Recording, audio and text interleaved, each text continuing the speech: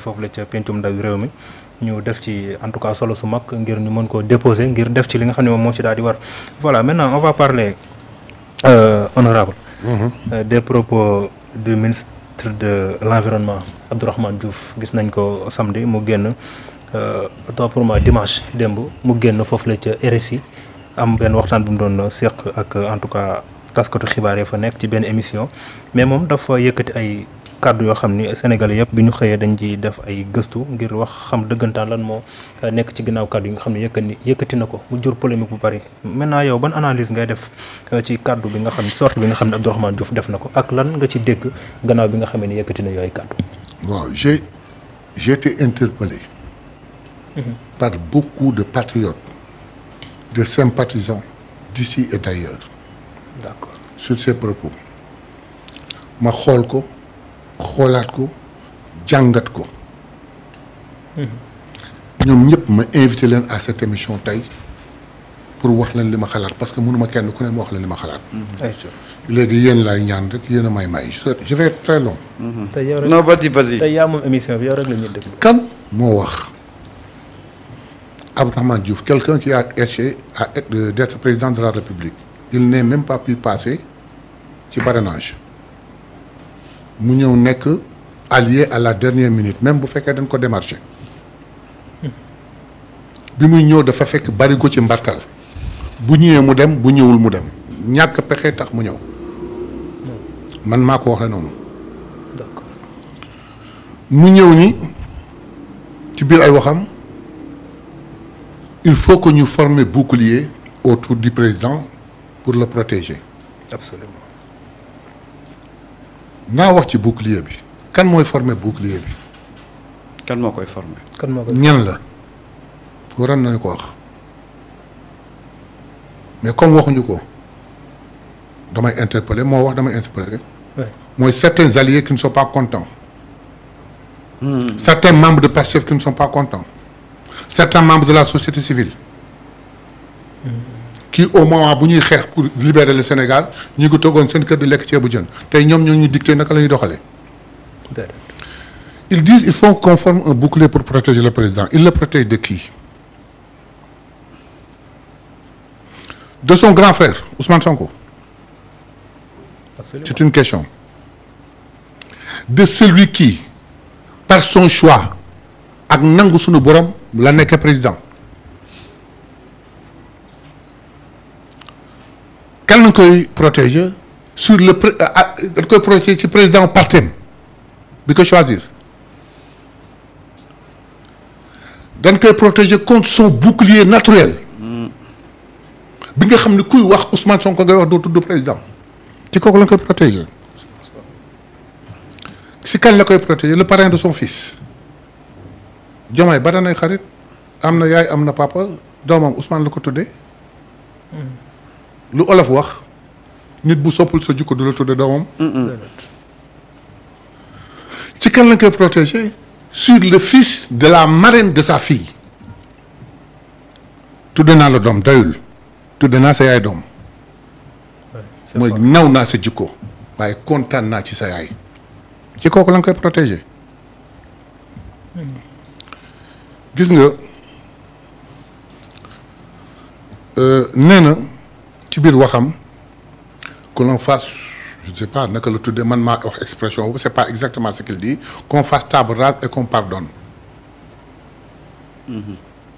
On pardonne qui a fait quoi? Il l'a fait pour qui et pourquoi il l'a fait? On fait table rase sur ça et on pardonne. Je crois qu'il doit revoir ses leçons. C'est très simple pour lui, hein. Il n'a pas le sentiment que nous avons. Il n'a pas un seul militant bu ñu mettital bu ñu tëj kaso bu ñu lafañal bu ñu lagajal bu ñu toj bëtam bu ñu xar boppam bu ñu xar dënnam bu ñu torturer bu ñu rey au moment bu xale yooyu di xeex pour libérer le Sénégal nee na ñu pardonner facilement comme ça lu mu waxati en fait moom nañu fàttali ko yàggul au moment bi ñuy combattre pour nangu Sénégal ci loxo Macky Sall. il était dans un mutisme total. Ses seules sorties c'était pour critiquer Pastef et ses alliés Pastef et son président moo gën tey di wax dina royal. Il avait même cautionné l'attentat de Yarakh. Absolument. Quel a été, où est-ce qu'il était, quel a été son comportement au moment où l'actuel président bi muy defal bouclier pour le protéger était avec son mentor Ousmane Sonko di xeex ba dugg prison pour sauver le Sénégal. Où est-ce qu'il était? C'est ce monsieur-là qu'il veut protéger. En ce moment-là Diomaye mi ngi doon xeex ànd ak mentoram pour ñu sauver Sénégal sur les pilleurs les détourneurs et consorts. Gis nga ce groupe de séparatistes, ce groupe de casseurs d'unité à l'édite de la République. Je le répète, c'est des alliés, c'est certains alliés. C'est certains de nous waa Pastef et c'est certain de la société civile. Je déclare ici dans votre émission que Magui Pastef, moi devant, nous les combattrons à partir d'aujourd'hui qu'ils nous considèrent comme leurs ennemis. Ce groupe de casseurs, nous serons devant eux. Je m'engage. Yow, tu es responsable d'un parti télécentre qui n'a même pas 100 militants. Ah, bien sûr qu'il a profité de sa position de ministre pour, je ne sais pas, élargir son parti. Il quitte le ministère de l'enseignement supérieur qui était très fort pour aller à l'environnement. C'est un point de frustration peut-être. Oui, absolument. Il n'est pas content. Il y a d'autres qui sont plus compétents que lui dans notre parti et qui ne sont pas nommés. Il n'a qu'à se taire et savourer les délices qu'un ministre a. Maintenant, dans le cadre de son travail, mais il y a à redire. Il a été ministre de l'enseignement supérieur. Moi, je suis membre de la commission de l'éducation. Au moment où Thiès du toj université, au moment où Kaolack du toj, nous jël suñu tànk dem, on a mis de l'eau dans le feu, éteindre le feu, pour le rencontrer et pour lui donner les exigences de ces gosses-là, qui nous offrent confiance de façon à arrêter toutes leurs activités. Il n'a même pas daigné nous recevoir. Rien derrière moi parce que j'étais occupé, mais je ne me rappelle pas une seule fois où il a reçu cette commission. Il ne nous respecte même pas. Nous conjuguons le verbe patienter et nous l'attendrons à la commission. Il passera de force.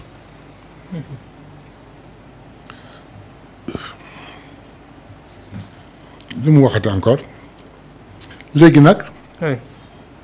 maag moom am nañu point ay accord. mooy yan point yoo xam d'accord nañ ci. yan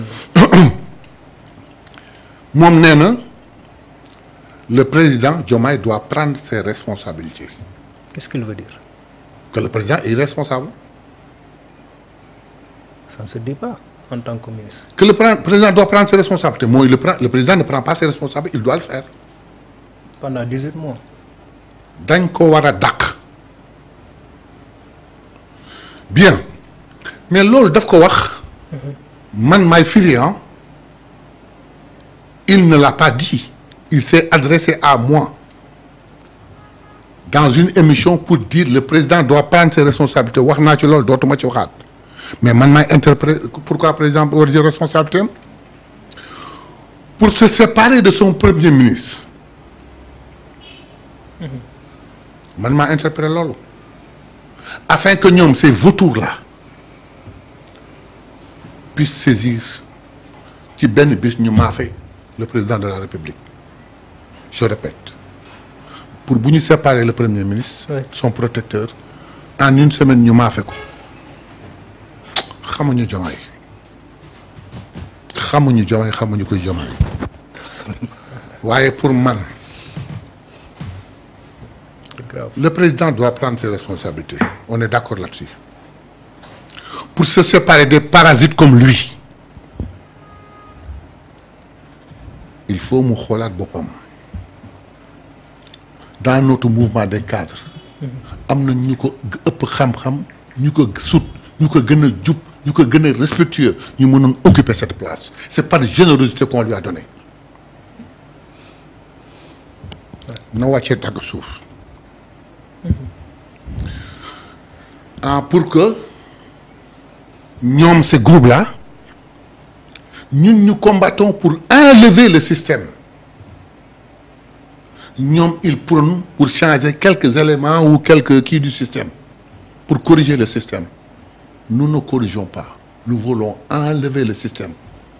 te ñoom buñ ci opposé wu ñoom avec nous y sommes.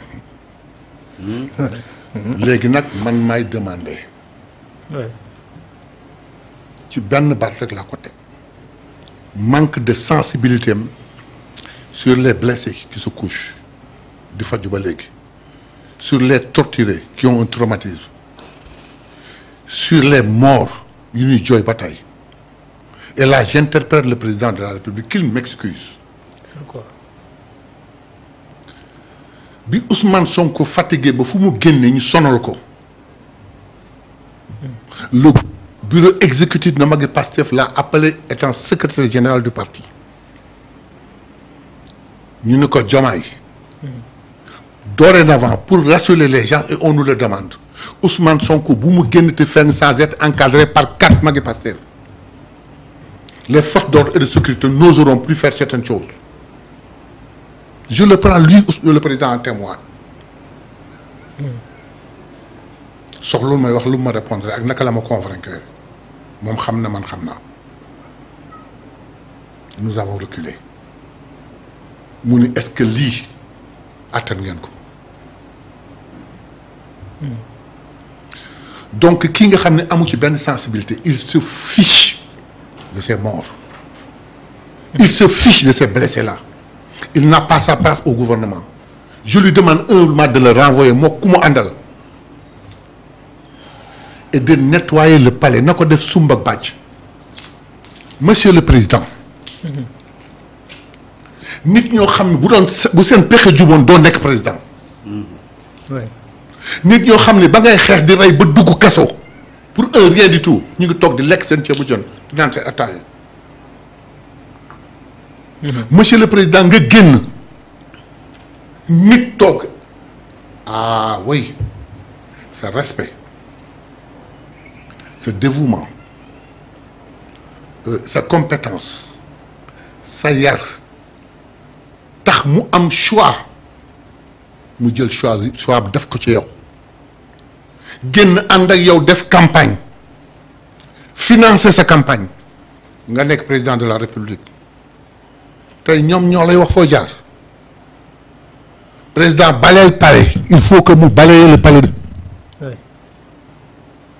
ku buggul woon nga toog du la dimbali. président reviens dans ton parti lii nag ça n'engage que moi. maa ko wax. et c'est mon constat. en tant que patriote. le président de la République. mais il est de Pastef. c'est Pastef qui l'a investi. C'est Pastef qui a mené la campagne. Absolument. C'est Pastef qui a gagné et c'est Pastef qui doit gouverner par lui et son premier ministre. Pastef au moment où d'autres souhaitaient autre chose. Qu'est-ce que ça veut dire? C'est Pastef qui doit gouverner. Mais Pastef, wax naa la sànq, c'est le point de départ. Mon constat, c'est quoi? À part la première, ces 10 premiers jours de présidence, où il est venu à Azalaï, déggatuma mu wax sax ba tudd Pastef. Donc man maa ko wax sama man rek la engagé. Diomaye. fekkewuma benn instance su parti xëy na boog daf ma échappé bu mu fekkee. Je lui demande humblement de revenir dans sa famille. Je lui demande humblement de ne pas descendre de l'autoroute de promesses qu'on avait posée ba tax nit ñi gëm nu am na nopp yoo am na làmmiñ yoo xam ne bu leen di déglu baaxul il est temps pour mu nettoyer palais. Tu ne peux pas te faire nga entouré wu ay nit ñoo xam ne bu seen pexe juboon doo nekk président loolu rek laay ñaan Abdourahmane nag bu ma ko mënoon tey ñu dàq ko tey moo ku mu àndal ak ku ko jay ak ku ko dooleel ak ku ko may fit te nag il faut qu'il fasse attention te mu noppi foofu laa yem. D'accord. doyen. mais man de je pense que intéressant. amatuma lu ma ci teg. Oui. Parce que c'est un cri de cœur. Oui, très émouvant. Venant d'un doyen de Pastef qui a été au début et à la fin de ce combat-là. lu mu ci wax rek am na lu mu desal. dañu xam ñoom fekkee waaye ci discipline de militant ñu gis lu bari di noppi bu ñu waxee rek c'est parce que wax dafa jot. Oui. te li mu wax nii dafay dëggal loo xam ne dama ko wax ca njëlbeen ba ñuy départ. mooy la. ma ne leen man xam nga lu ma gëm ñi ma àndal gagné ñooñu lay àndal gouverner ca début ba booba sax am na fi woon ay patriotes yu ma doon wax ne ñun ñoo woote rupture ma ne leen rupture bi dana leen wex xaat xam nga dafa am ñoo xam ne